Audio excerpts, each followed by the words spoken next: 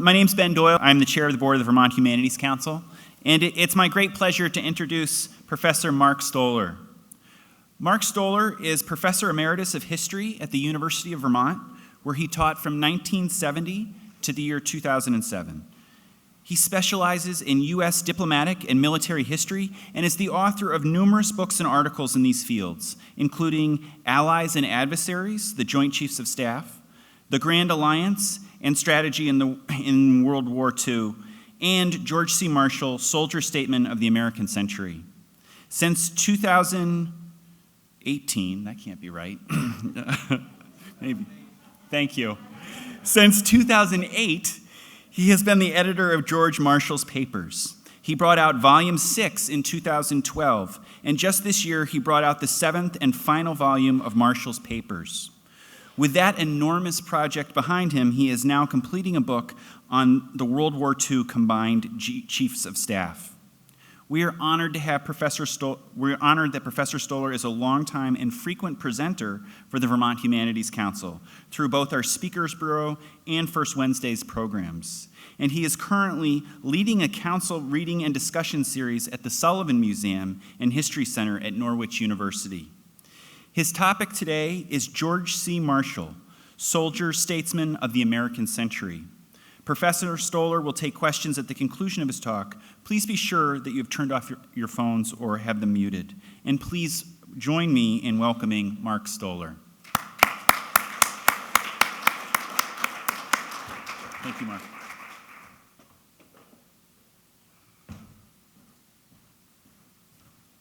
Thank you. And thanks for that warning about the cell phones, because I had forgotten to turn mine off. I think that is not a problem now. But I've got a question for all of you to start with. How many of you had heard of George Marshall before this session? Oh me, oh my, I have died and gone to heaven. In an undergraduate class, when you say, who was George Marshall, there is dead silence. Absolute dead silence. And then one hand goes up saying, well, he had something to do with the Marshall Plan, didn't he? Well, yes, but a lot more. Let me just go through the list here. World War I, one of the key planners for General John J. Pershing and the American Expeditionary Force in France. World War II, Army Chief of Staff. Everyone agrees the greatest of all the Army chiefs. Winston Churchill called him, quote, the true architect of Allied victory. Had he not been irreplaceable in Washington, he would have commanded the Normandy invasion rather than his protege, Dwight Eisenhower. After World War II, special presidential envoy to China in a failed effort to avoid a civil war, then Secretary of State, 1947 to 49, again considered one of the greatest of all the secretaries of state, primarily responsible for the enunciation not only of the European Recovery Program, but of other Cold War policies, most notably containment. And for the Marshall Plan, he won the Nobel Peace Prize, the first professional soldier to do so. As if that was not enough, he tried to retire again and again, and Harry Truman just wouldn't let him.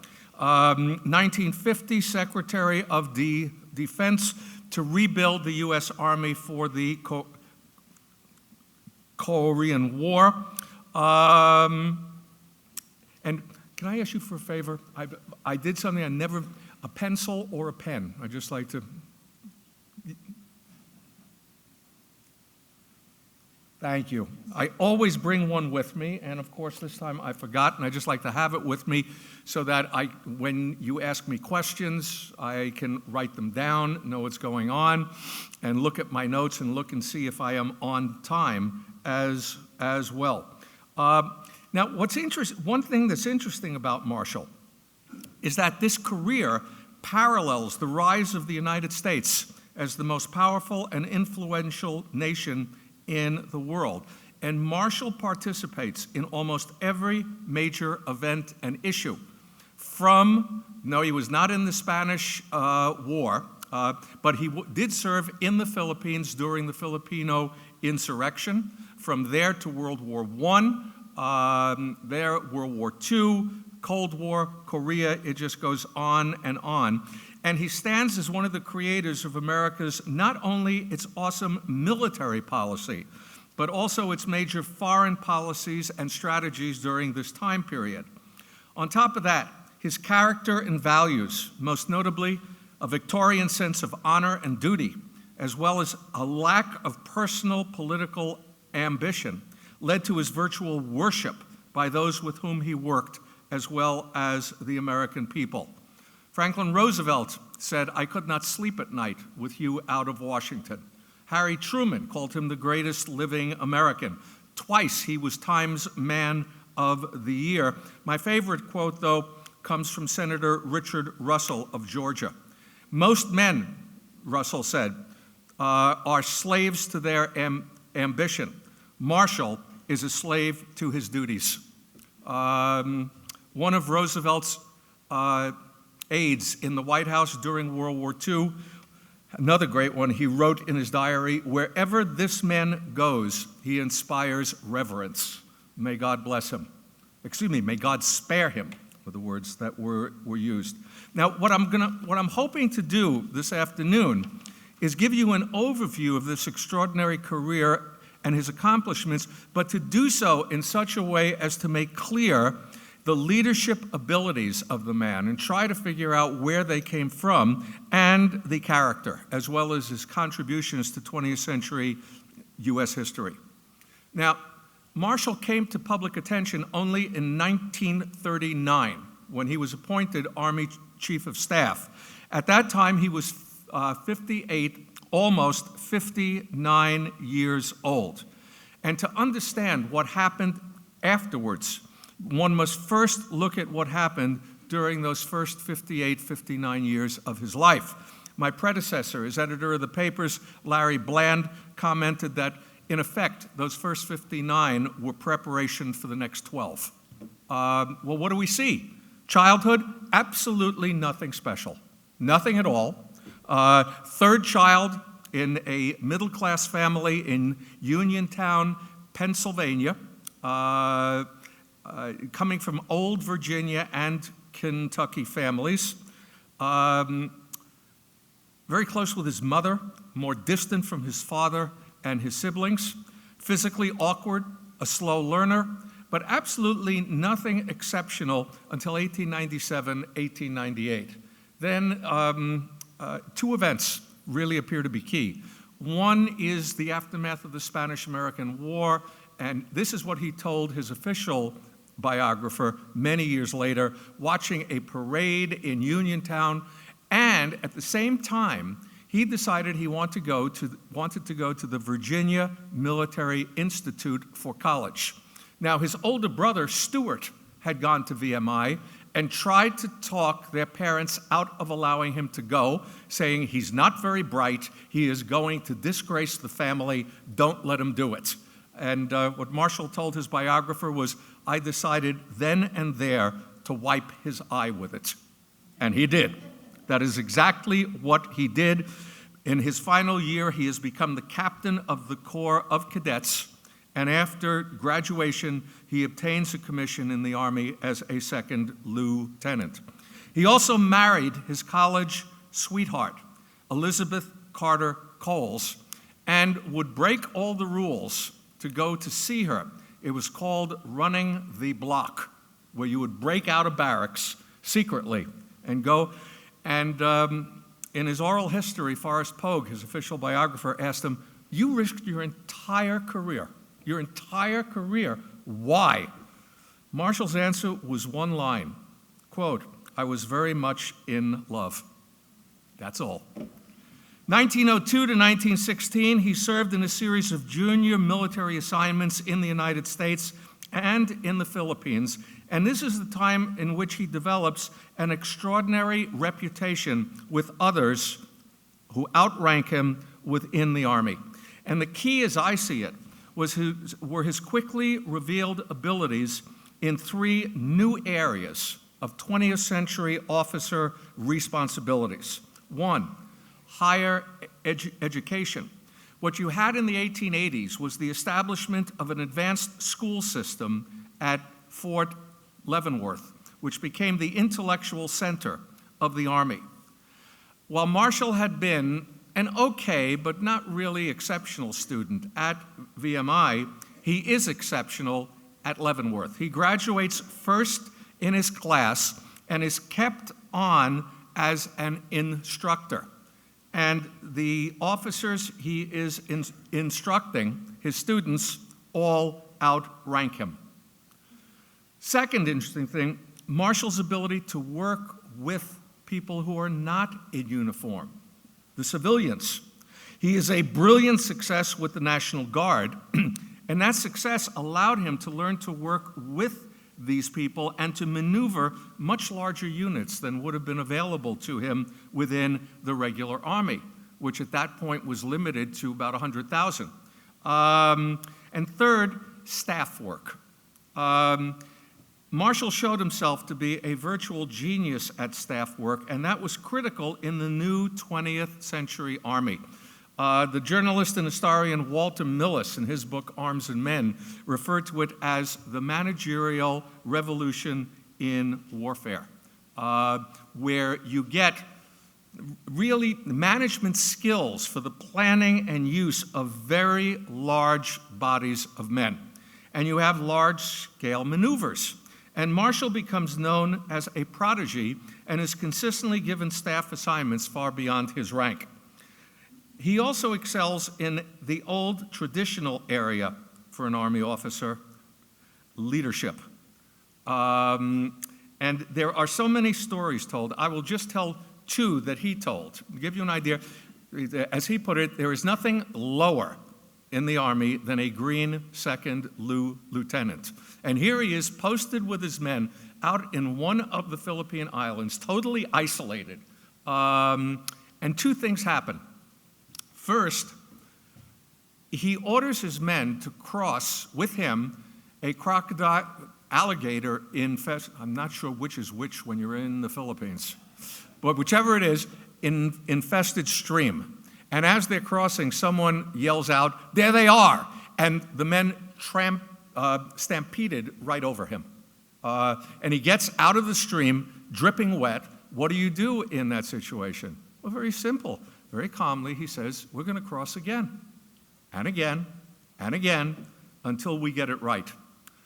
The other one that he told in a 1949 speech was that one night, one of his men came back into camp screaming in pain, holding onto his ear, stinking of alcohol, and they tried to hold him down, and he was throwing men off him.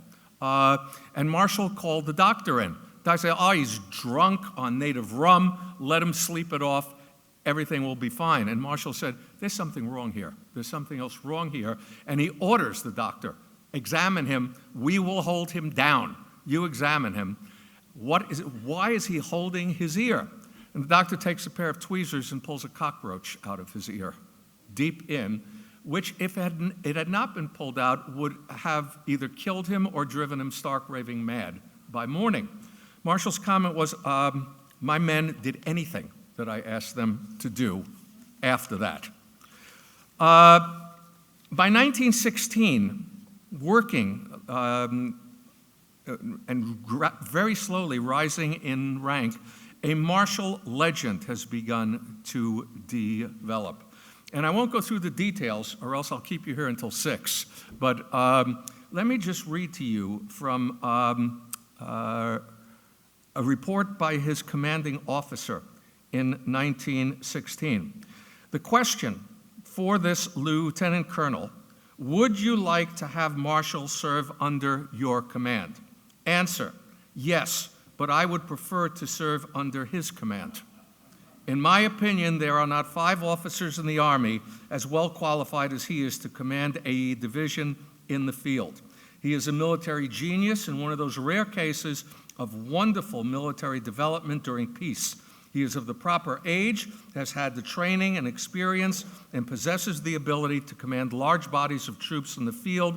The Army and the nation sorely need such men in the grade of general officer, and if I had the power, I would nominate him to fill the next vacancy in the grade of brigadier general in the line of the Army, notwithstanding the law limiting the selection to colonels. He is my junior by over 1,000 800 files.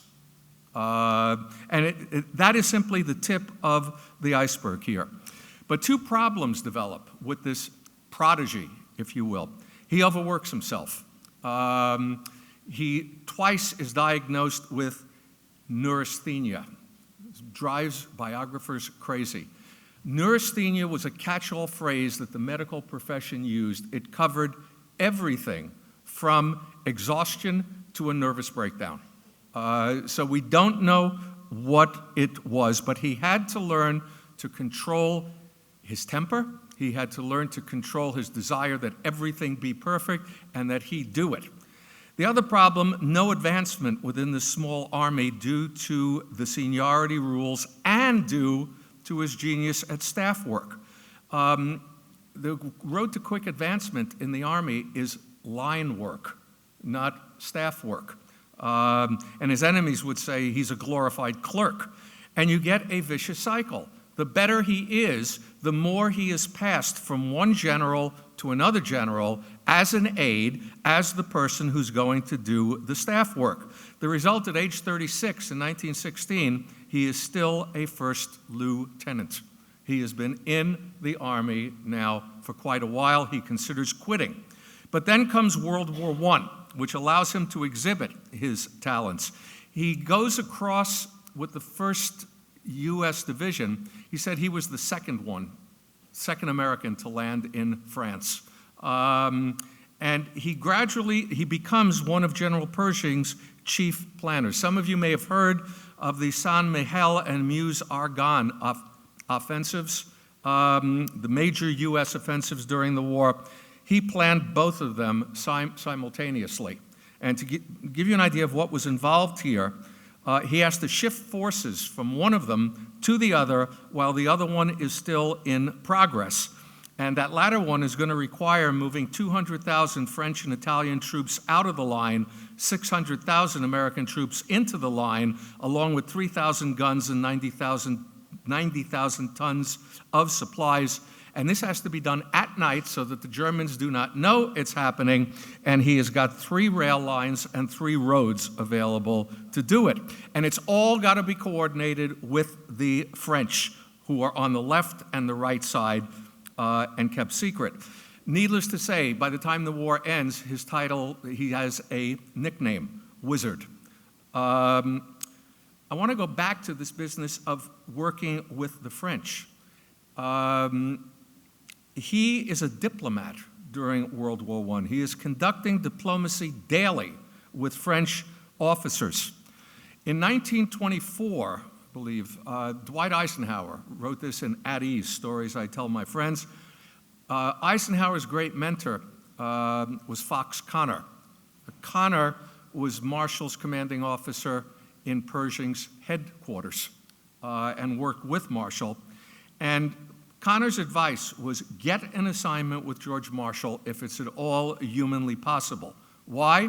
Because the next war will be a coalition war, and Marshall, quote, knows more about the techniques of arranging Allied commands than any man I know. He is nothing short of a genius. Marshall also becomes very close personally as well as professionally with General Pershing. Famous story told, not the only time this happened by a long shot. When Marshall was with the 1st Division, Pershing came down to examine it, and he didn't like what he saw. And he started berating the commanding officer, the brigadier general in charge. You have not done your job well. This is not acceptable.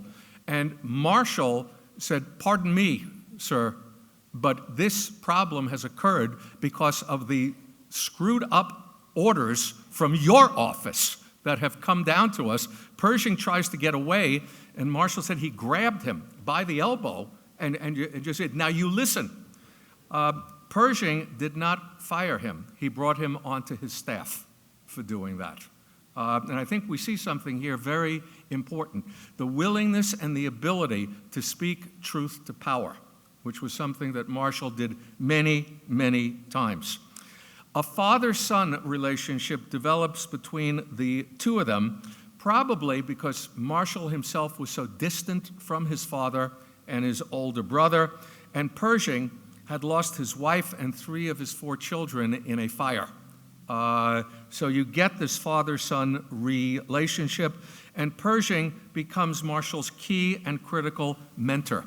When World War I ends, he keeps Marshall as his aide, and when Pershing becomes the Chief of Staff of the U.S. Army, he brings Marshall with him.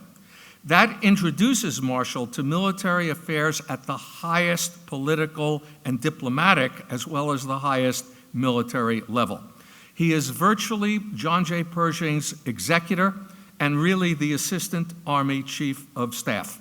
He is also the executor of Pershing's will, and he even plans Pershing's funeral, all on Pershing's orders.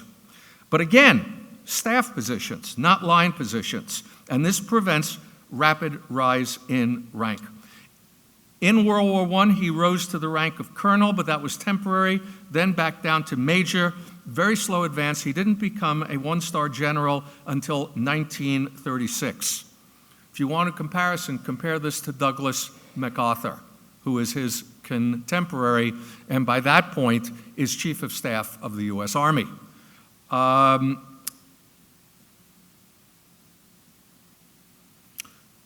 The assignments that he gets after 1924 are not very great either. Pershing retired in 1924. He goes to China, then to the Army War College, and then comes a trauma in his life in 1927. His wife dies. She had a heart condition, and it took her, I believe she was 49 at the time. His friends arranged for him to get an assignment as the assistant commandant at the infantry school at Fort Benning, Georgia. And that becomes critical to his personal restoration and the creation of what would become the World War II Army High Command. Marshall is given a free hand at Benning, and he revolutionizes the curriculum. He emphasizes simplicity, innovation, improvisation, and mobility, and it becomes known as the spirit of Bennington, of Benning. 200 future World War II generals will pass under him, including such names as Omar Bradley and Joseph Stilwell. They, by the way, are instructors for him, but there are others who are students as well. He also remarries during these years, a widower, Catherine Brown, and she has 3 children, and there are stories galore here. Pershing was the best man at the wedding, and you can imagine everyone came to see John J. Pershing, not to see George Marshall and his new bride. He never wrote a memoir. She did. And she said the day after the marriage, she had to host a reception for 1,000 people. And all these people are coming up, and Marshall is whispering in her ear something about each of them.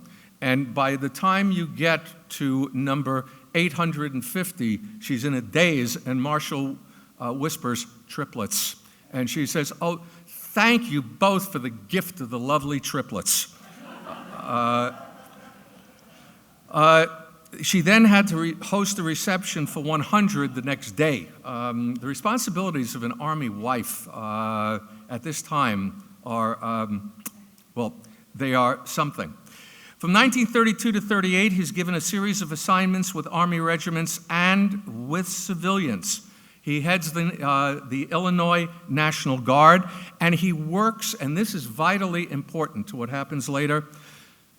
How many of you know what the Civilian Conservation Corps was, the CCC? Okay, I don't have to explain that New Deal measure.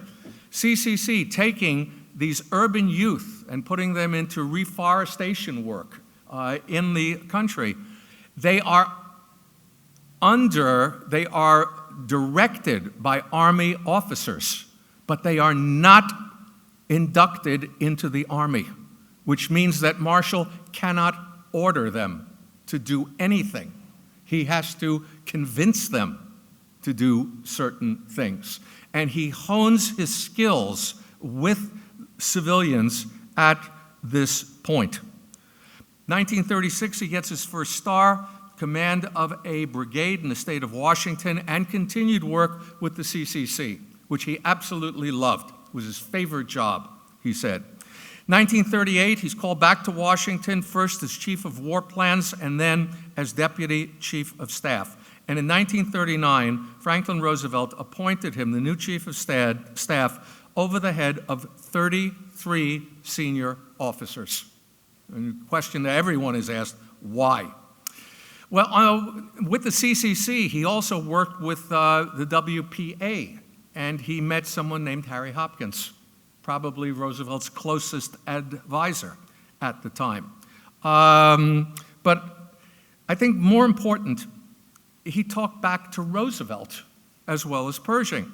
As Deputy Chief of Staff, he's the junior person in a meeting in the White House, and Roosevelt is coming up with plans to build 10,000 aircraft, but no trained crews. He's going around the table, and everyone's going, "Great idea, Mr. President." And at the end of the table sits Marshall, and Roosevelt goes, "What do you think, George?" Big mistake. Marshall insisted that, at least in public, Roosevelt call him General. The mask of command that he would put on. And Marshall said, "Frankly, Mr. President, I don't agree with that at all." And as he put it in his oral history, that ended the meeting. Everyone shook my hand and said it was a shame my stay in Washington was going to be so short. Instead, 6 months later, Roosevelt appoints him Chief of Staff. He also did not push his candidacy, and at least some of his competitors did. And one of them, probably the leading candidate, Hugh Drum, kept up a publicity campaign that alienated FDR, who at one point said, "Drum, drum, I wish he'd stop beating his own drum." Now, from 1939 to 1941, the United States remained officially out of World War I. Marshall is woken up at 3 a.m. on the day that Hitler invades Poland, and he's sworn in as Army Chief of Staff at about 9 o'clock that morning. It was a rather long day. Another thing I'd ask you to keep in mind, he is sworn in wearing a civilian suit, not the Army uniform with the 4 stars that come with the rank of Chief of Staff. The United States is out of the war, and his major task is to build up the U.S. Army. At that point, it ranks 19th in the world in size, approximately 175,000 men, in order to be able to meet any future Axis threat. Many, including me, many of us believe that 39 to 41 was the most difficult and important time period for him, and the time in which his leadership abilities with the civilians, as well as soldiers, was fully developed and illustrated. He had little success at first with army expansion, until Hitler conquered France and the Low Countries in the spring of 1940. At that point, Marshall was able to convince Roosevelt and Congress to go for a major military mobilization. You get the first billion-dollar defense bills in all of U.S. history and the first peacetime draft. By December of 1941, the Army is up to 1.4 million men. Under Marshall, it will grow to over 8 million once the United States enters the war. Now, in the process of building it up, Marshall developed an extraordinary relationship with Congress. Secretary of the Treasury, Henry Morgenthau, wrote to Roosevelt, if you want this bill passed, get General Marshall, and only General Marshall, to testify to Congress. Why? What happened here? First, Marshall was completely and totally nonpartisan. He refused even to vote on the grounds that, as a servant of the Republic, he would never know if in the future his commander-in-chief would be a Republican or a Democrat, and he had to stay out of it. This was a tradition that Marshall was not alone in doing this. There were many Army officers who took that stand. He was once, when asked what his political faith was, his answer was, "My political faith, my mother was a Republican, my father a Democrat, and I am an Episcopalian." Secondly, cool professionalism, as well as mastery of the facts. 3, his previous experience with civilians and the mentality. Until Pearl Harbor, Marshall comes into work every day in a business suit, as does everybody on his staff. He doesn't want cries of militarism as the Army expands in size. But there was also the mental set. Dean Acheson, who would succeed him as Secretary of State, wrote, "Nothing could be more mistaken than to believe that General Marshall's mind was a military mind. When he thought about military problems, non-military factors played a controlling part." Fourth, I'd put in personal charisma. One biographer has written that when Marshall entered the building where his office was, a newsboy might not know who he was, but there would be no question as to what he was: authority.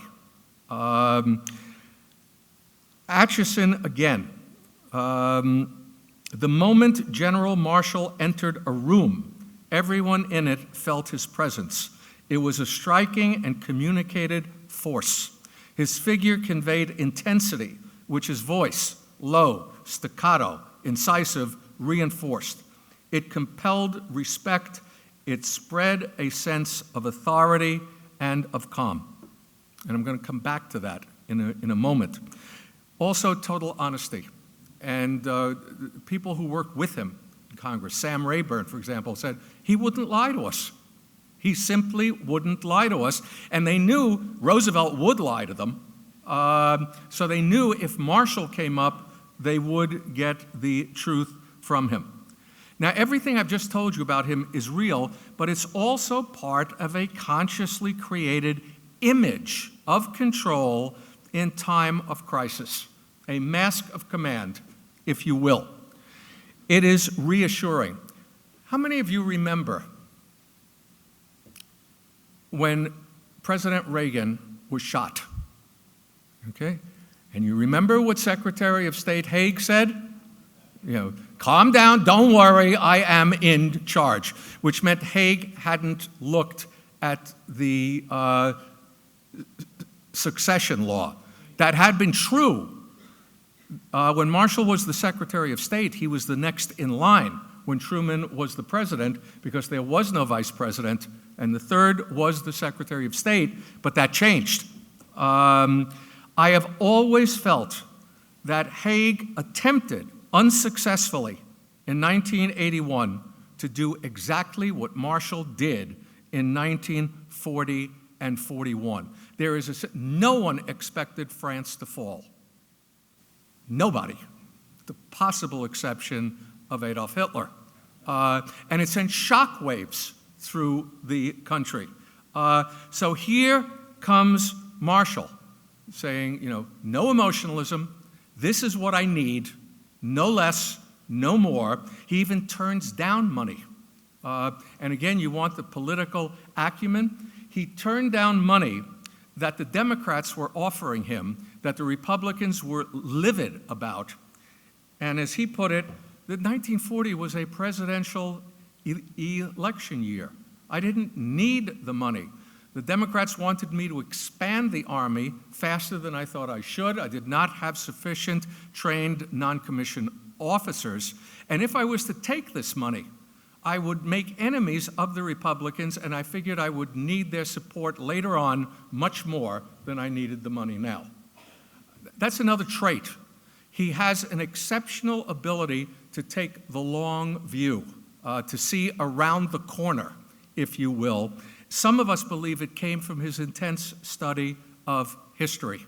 And I'll give you a few examples in a couple of minutes. There was a crack at the time that I think summarized it also. This whole image of control, this mask of command.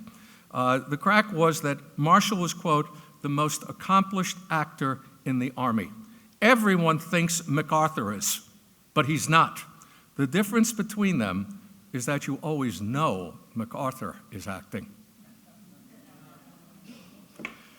Marshall also created and takes great interest in the new system of training and officering the new divisions he is raising from the first peacetime draft. There is a ruthless purging of old Army officers, great deal of bitterness, replacement with young, aggressive officers. Supposedly, at Benning, he kept a little black book in which he had the names of all of these officers. No one has ever found this little black book, and in all likelihood, it was in his head. But we got some papers at the Marshall Library last year, and the archivist, smirking, said, "I found a little black book," which is filled with his social calendar engagements, nothing else. So we still go back to the little black book really being in his head.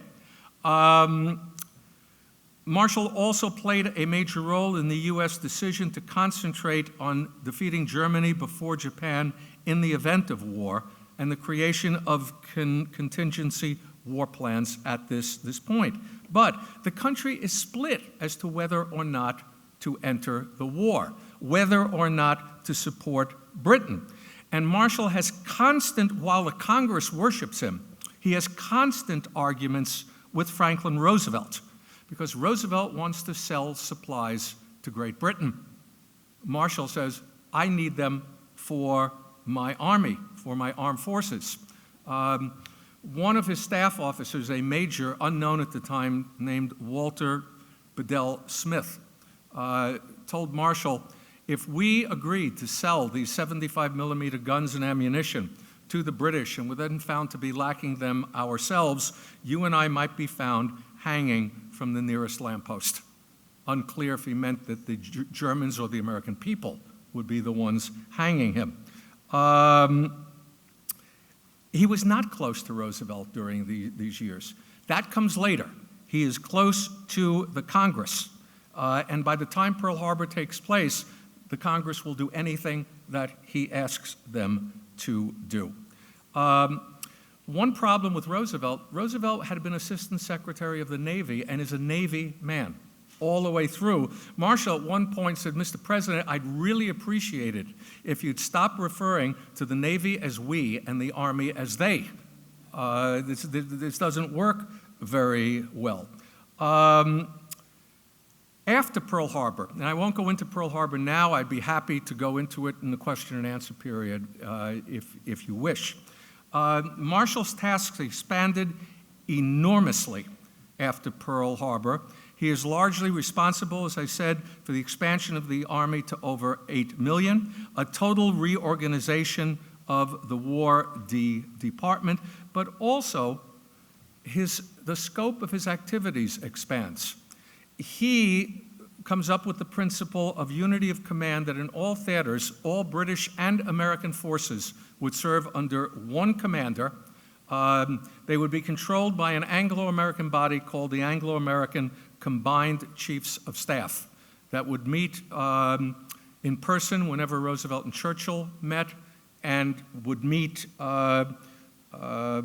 in Washington with the British being represented by their Joint Staff Mission, headed by the former Chief of the Imperial General Staff, Field Marshal Sir John Dill.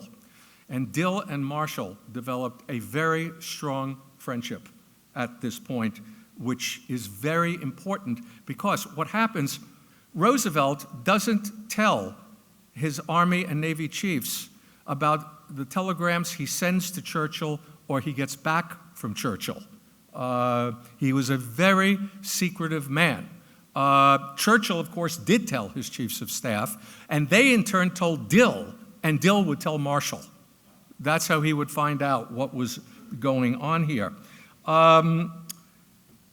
Marshall quickly developed as the first among equals on both the U.S. Joint Chiefs of Staff and the Anglo-American Combined Chiefs of Staff. That is no mean feat, given some of the individuals with whom he had to work, especially the Naval Chief, Ernest J. King, whose motto supposedly was, "When the going gets tough, they call on the sons of bitches." Roosevelt wrote to him saying, "Is it really true that you shave with a blowtorch?"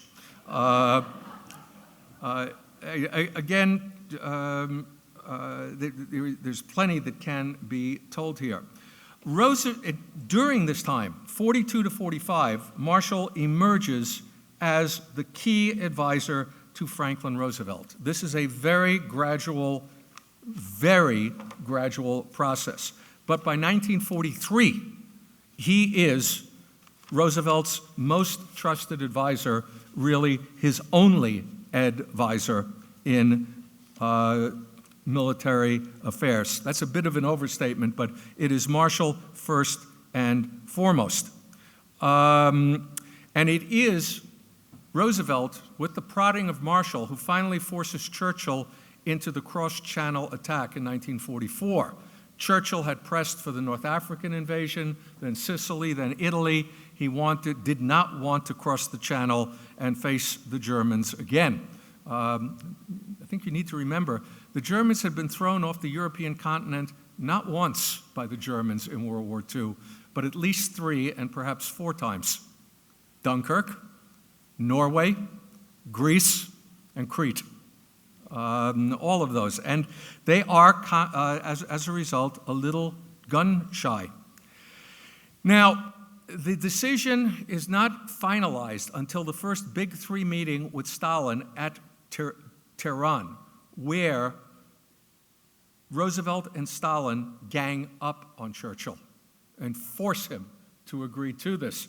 Churchill later stated that it was only at Tehran that he realized what a small nation Great Britain was. There I sat on one side, the great Russian bear, paws outstretched. On the other side, the great American buffalo. And in between, me, the poor little English donkey who was the only one who knew the right way home. But nobody, of course, would listen. Marshall had gained control of his temper, but he blew at Churchill at this time because Churchill was insistent on postponing further in order to invade the island of Rhodes in the eastern Mediterranean. And Churchill would harangue people for hours, just wear them down. And he was doing this to Marshall, saying, you know, we can't stand idle, muskets must flare, at which point Marshall said, Mr. Prime Minister, pardon me, but as long as I am the Chief of Staff, no American soldier is going to land on that goddamn beach. And Churchill jerked back a bit.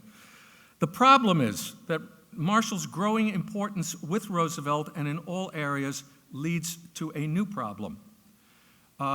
Everyone had assumed that Marshall would command on D-Day, but now the other members of the Joint Chiefs and General Pershing are saying he cannot be spared from Washington, okay?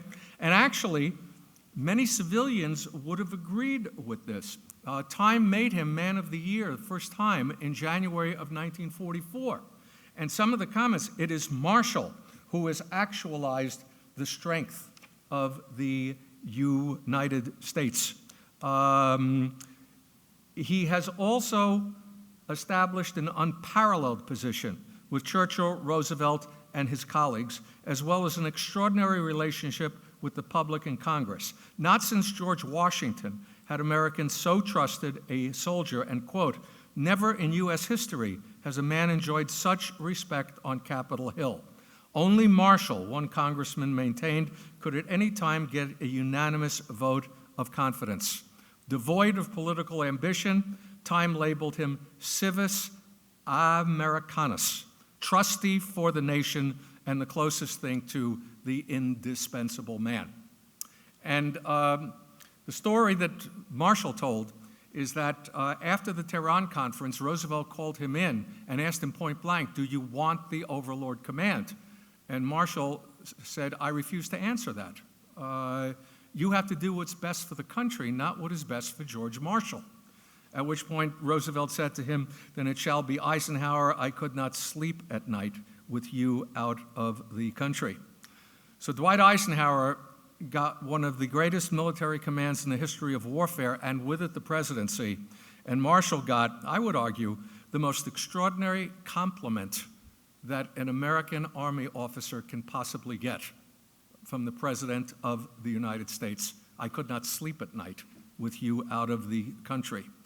Now, when the war ends, the tributes pour in all directions. Marshall retires for one day. The president calls him and says, "I want you to go to China and try to prevent a civil war from taking place." It was one of the great failures of his life, but one from which he learned the uncontrollability by the United States of events in Asia, something that will be very important later. Truman then called him back to become Secretary of State. And as I mentioned, he's considered one of the great ones, particularly because of his major organizational reforms and leadership of an extraordinary group of brilliant young diplomats. Let me give you a few names: Dean Acheson, Robert Lovett, George Kennan, Charles Boland. And every one of them in their memoirs just held this man in total awe. Acheson's quote, "He walks into a room and you can actually feel it." He is also considered one of the great secretaries of state because of his policies, most notably the European Recovery Program, which is named after him. But the European Recovery Program is part of a much broader issue: growing Soviet-American conflict and the U.S. decision to institute a dramatic shift in U.S. foreign policy, global involvement, and the policy of containing Soviet expansion. Now, Kennan would enunciate the containment policy. Marshall had appointed Kennan to head a new office in the State Department called the Policy Planning Staff. And what Kennan had in mind was not military containment. That changed in 1950.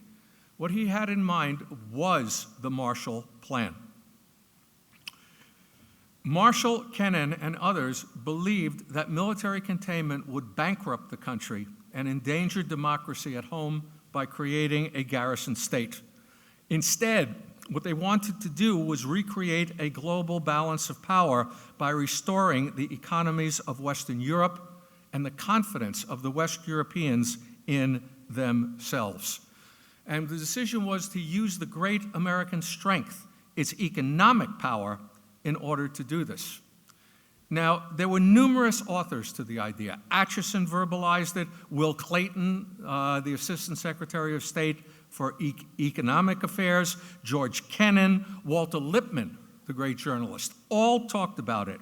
It was Marshall who enunciated it in public at the Harvard commencement exercises in June of 1947. Now, contrary to popular myth, this was not the Marshall Plan. What Marshall enunciated was a willingness to help the Europeans if they themselves would come together, come up with a plan, and then bring it to the Americans, and together we would work something out. So it had to be an integrated plan. If you will, one might argue the common market really starts here. But in American interest, if the European powers are all economically interlocked like this, they can no longer afford to go to war with each other and suck the United States into their wars, which is what had been going on for quite a while. Marshall also insisted that the plan not be enunciated as anti-Russian. He said it would be aimed at, quote, hunger, poverty, desperation, and chaos. Indeed, the Soviets were invited to join the plan. They turned it down. It is the greatest success in the history of U.S. foreign policy. It is a brilliant combination of altruism and self-interest. Marshall later said, the idea was simple.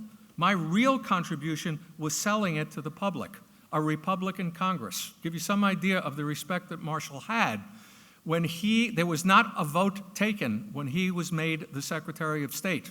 It was by acclamation, bipartisan, that he would be the Secretary of State. And Marshall, at this point, decided to work with the Republican chair of the Senate Foreign Relations Committee, Arthur Vandenberg of Michigan, who had been an isolationist and had become converted to internationalism during World War II. The plan, of course, is known as the Marshall Plan. Harry Truman loved this idea, and he also quipped, can you imagine that Republican Congress passing it if it had been called the Truman Plan? Absolutely no way.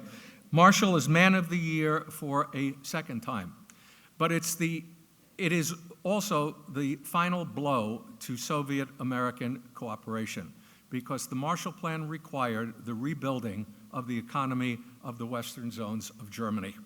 And that was something that Stalin was not going to tolerate. To block it, Stalin blockaded the Western zones in Berlin, which lay within the German zone of occupation. You almost had World War III. As a result of that, the United States agreed to join a military alliance with the Europeans, NATO.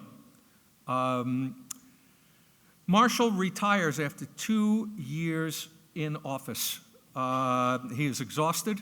He has never wanted the job. And he has to have major surgery, removal of a kidney, which is a good excuse. And that appears to be the end of it. But then when the Korean War breaks out, Truman asks Marshall to come back and be the Secretary of Defense.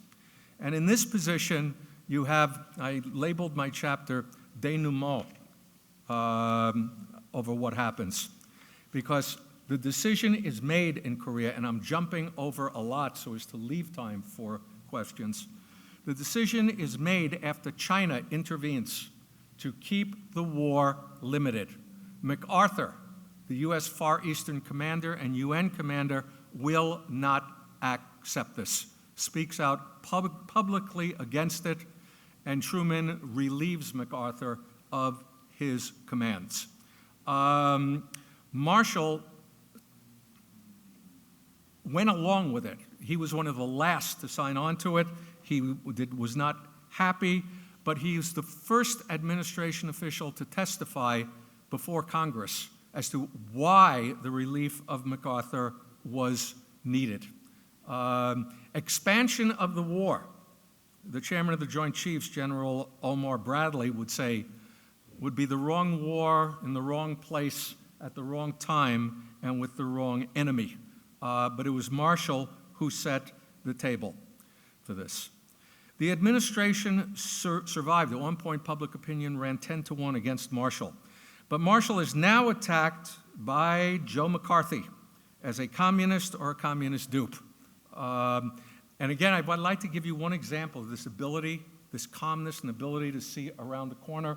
His Secretary of the Army related that when this happened, he went into Marshall's office and said, "I regret to inform you, sir, that you have been attacked on the floor of the U.S. Senate." And Marshall looks at him and says, "Was it a particularly savage attack?" And Pace, the Secretary of the Army, says, "Yes, sir, I'm afraid it was." Marshall says, "Good, then nothing will ever come of it." And he never spoke of it again. Just this unflappability and the ability to see long-term what was going to happen. He will, of course, be honored with the Nobel Peace Prize in 1953. It was not one of his better speeches. He was quite ill at the time, but there was one wonderful line where he said, "People are surprised that a professional soldier would win a Nobel Peace Prize." And he said, "This is not surprising to me at all." Quote, "The cost of war in human lives is constantly spread before me, written neatly in many ledgers whose names are gravestones." and I'm sorry, I got one of the words wrong because I couldn't read my own words here, or his words. I am deeply moved, he continued, to find some means or method of avoiding another calamity of war. Almost daily, I hear from the wives or mothers of the fallen. The tragedy of the aftermath is almost constantly before me.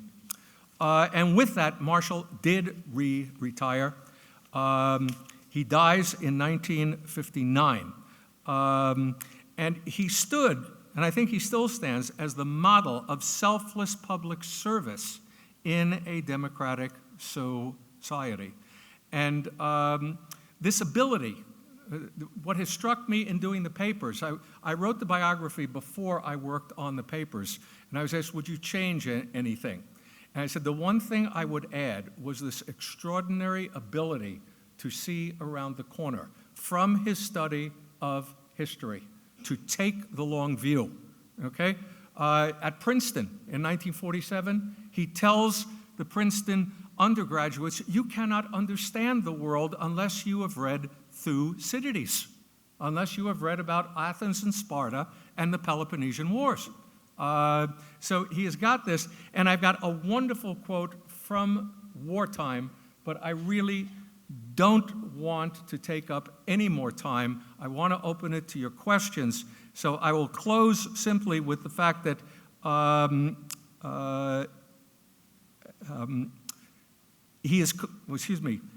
was Colin Powell's hero, and I think Powell was trying to model his career after Marshall's, but did not have a commander-in-chief like Franklin Roosevelt. And go back to the cracks of Roosevelt, Truman, Stimson. The only soldier in U.S. history, or statesman, he is a soldier and a statesman, that you can compare him to is George Washington. And I think quite clearly you see the leadership abilities that he had, be it with people in uniform, or with Congress, or with the president, or with the American people. Thank you very much.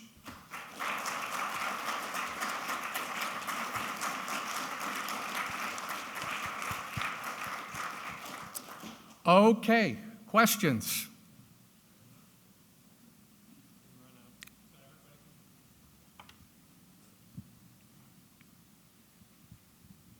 So since he was such a powerful man, Mark, and had such great influence, I'm just wondering about what you've come across with his influence regarding Jewish refugees and the Holocaust. Did he advise Roosevelt or any of the other military? You all heard the question. Not at all. He stayed out of it. Marshall, during World War II, his office adjoined the office of the Secretary of War, and he could walk in and out at any point. And along with that, Marshall had the right to intervene in matters of domestic policy or not to intervene. And on this issue, he chose not to. The individual most responsible for War Department policy on this was one of the Assistant Secretaries of War, John J. McCloy. And that is where you would have to go. And also realize, the only thing the Army would have to do with this would be the question of bombing the camps and the rail lines. And there is a whole extensive literature on this, why it was not done, who asked for it, who did not ask for it. It's a very controversial issue, and the historiography at the present stage is such that normally in historical interpretation, the first interpretation defends the administration for what it did. The second one attacks the administration, and the third one is a synthesis of the two. On this issue, it went backwards. The first interpretations attacked the administration for doing nothing. The second series of interpretations defended the administration claiming that you were ripping these out of their historical context. And we're now in a third wave, a synthesis. This is a book I have not read yet. It's on my shelf, but everyone is saying this is, at this stage, maybe the final word. And that is Richard Brightman and Alan Lichtman, FDR and the Jews, which argued there were 5 different policies at 5 different time periods during Roosevelt's years in office.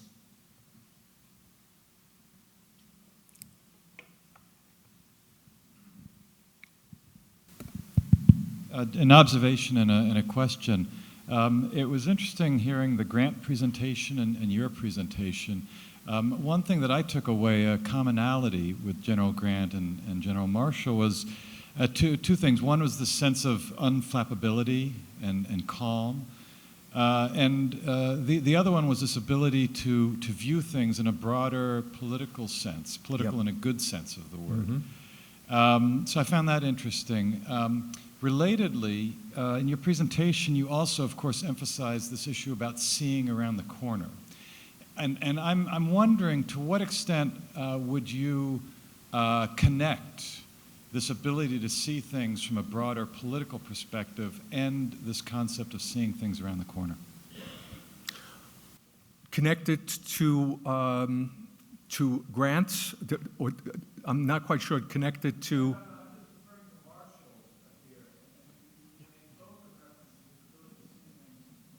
Right. And also to see, right. Oh, yeah, I'd say they are very connected.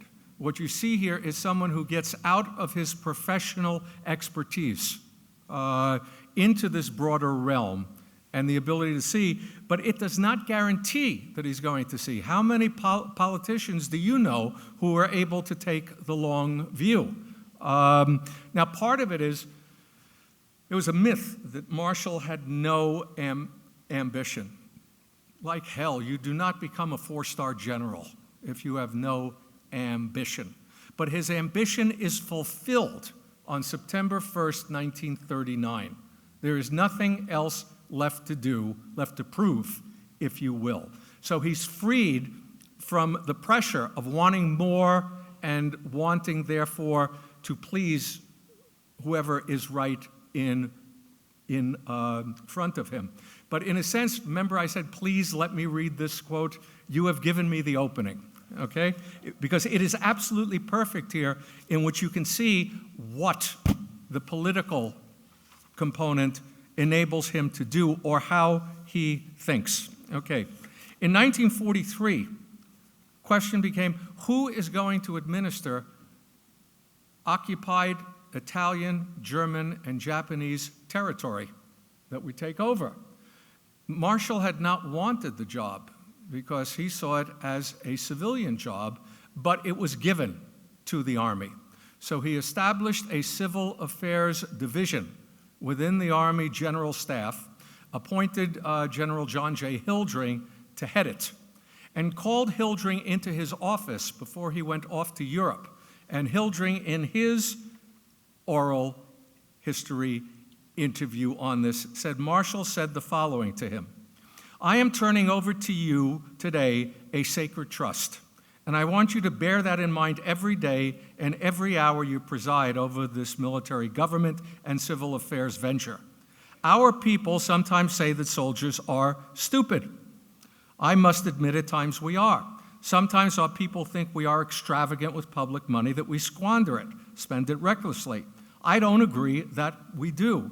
We are in a business where it's difficult always to administer your affairs as a businessman can administer his in a company. But we have a great asset, and that is that our people, our countrymen, do not distrust us and do not fear us. Our countrymen, our fellow citizens, are not afraid of us.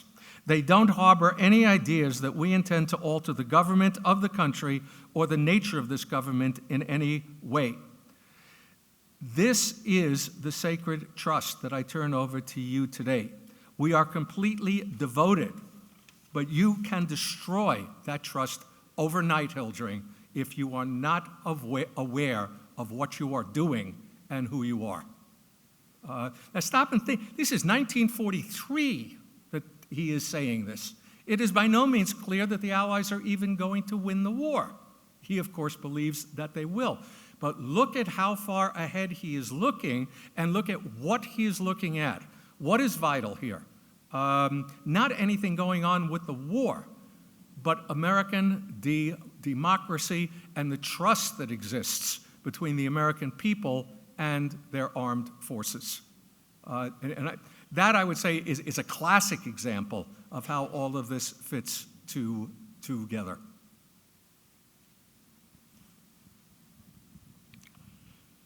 Mark, on the bomb. Garrison. Okay.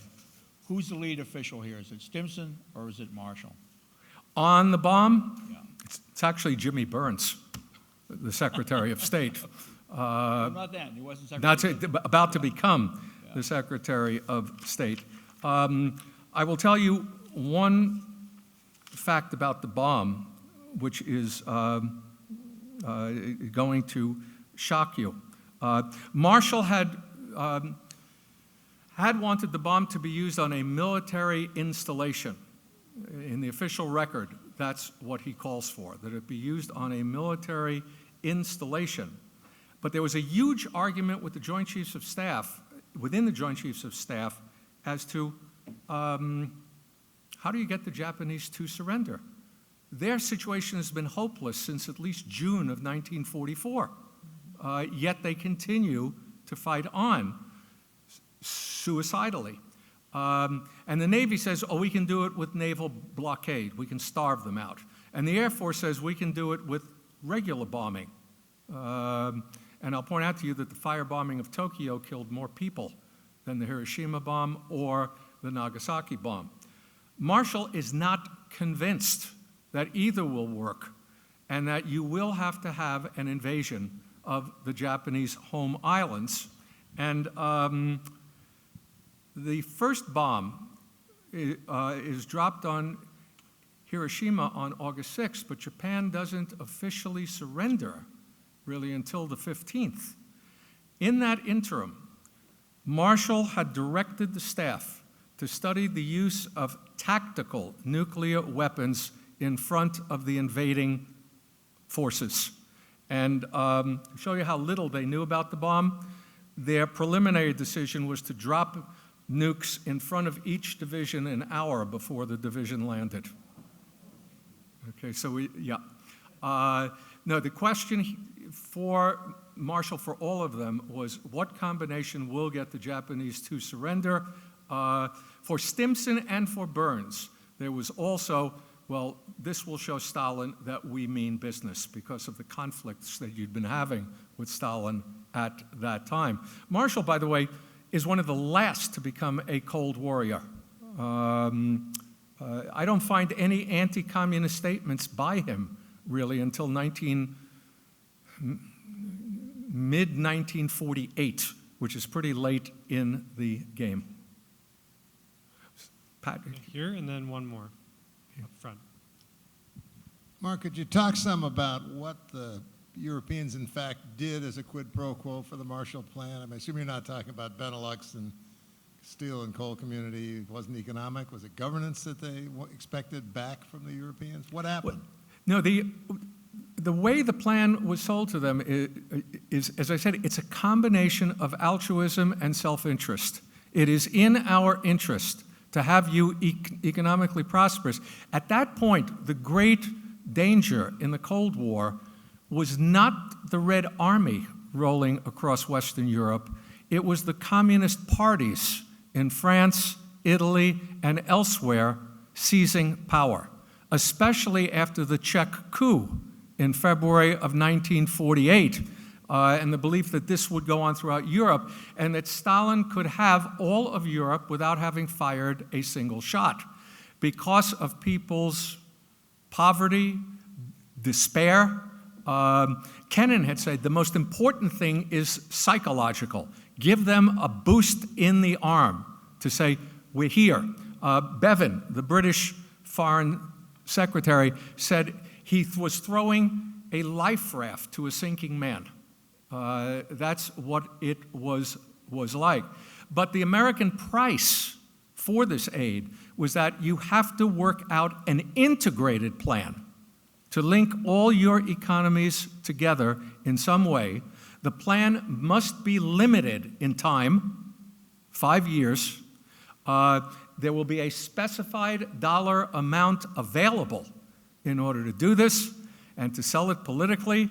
We are going to put at its head the head of the Studebaker Motor Company, who later said that they chose me because I was the least obnoxious Republican that they could find. Now, the Europeans in turn demanded something else. They said, wait a minute, if we're going to accept this aid, first of all, there are massive communist-led strikes to prevent this aid from being accepted. What is going to stop the Red Army from rolling across us if we accept the aid? And part of the European price is NATO. We want a military guarantee from you if we're going to do this and become part of your system. So I think that would be the best I could do to answer that particular question, Pat. Last one right here. Okay. After the, I believe it was called the National Defense Act, was passed in 1947. 47, yes. And Marshall obviously must have had a part in that establishment of that act, right? He had a part in it, but the part was really from before the war. Because, by the way, I'm looking here because I couldn't find the second page of that quote from Hildring. I did it from memory, and I just found it, and I was pretty damn close. So, Marshall, one means of publicizing to the country what was needed, he would issue biennial reports, 1941, 1943, 1945, not only the progress of the war, but things the American people should be thinking about. And it is in those reports, as well as his reports to Congress, that you get this idea that, look, what was created ad hoc during the war needs to be institutionalized. No Joint Chiefs of Staff existed by legislation until 1947. That had been created ad hoc in 1942. And so Marshall is involved in all of this. But there is one thing that he wanted that he never got, his greatest failure. He said the only good defense policy for a democratic society is universal military training, not universal military service. They are not the same. Universal military service is the draft. Universal military training is that all able-bodied Americans are trained so that in case of emergency, they can be called up. Well, my real question has to do with the CIA. The CIA, establishment. okay. Well, I'm sorry. Yeah. Do you believe that Marshall may have had reservations or regrets about the covert operations that occurred during the Eisenhower era? Well, because of all the things that were going on? It's interesting. I'm reading a manuscript now.